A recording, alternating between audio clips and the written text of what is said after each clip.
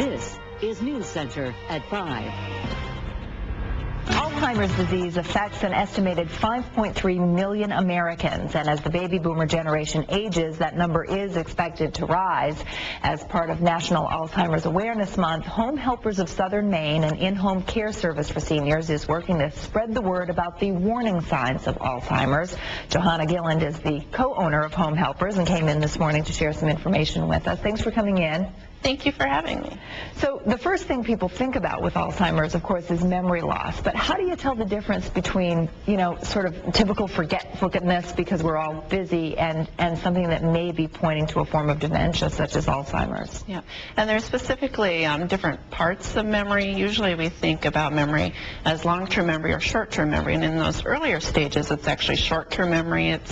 Is more affected. Okay. You're not as able to remember new information. An example of that might be you have a phone conversation you find really interesting, and when you go to share that information, you're only able to share the general information about that story, but then you fall apart when it comes to sharing the details, and then you might find yourself repeating the story throughout the day and you don't realize repeating yourself. Okay, and then there's the confusion as part of it too, right? Not just loss of memory, but confusion about what's going on in the present. Right, and they can have increased disorientation to time, being specifically affected by knowing what day it is, what month it is, or even what time of day it is. So they'll have an increased dependency on maybe a caregiver to help them plan for future events or just helping them get through regular daily events.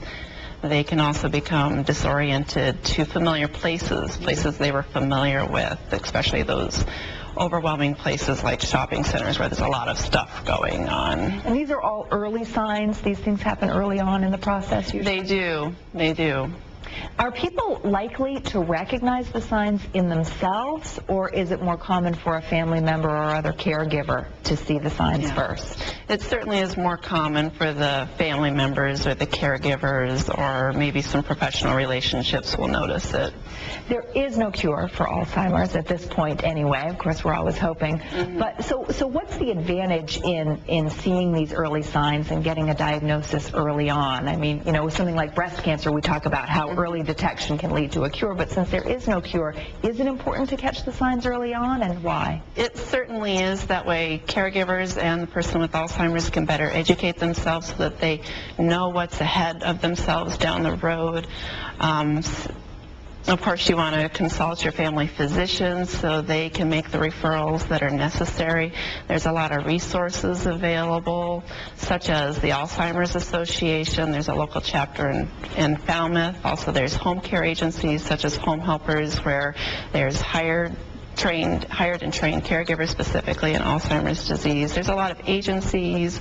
Your religious affiliations can help you out as well. So there's a lot of resources available that can help you. And I think you did say this, but the very first step when you suspect Alzheimer's, your family physician? Right, contacting the family physician, certainly. All right, well, thanks so much for coming in. Good information. Thank you. And a very difficult thing to deal with that a lot of families are dealing with right now. All right, thank you very much. All right, take care.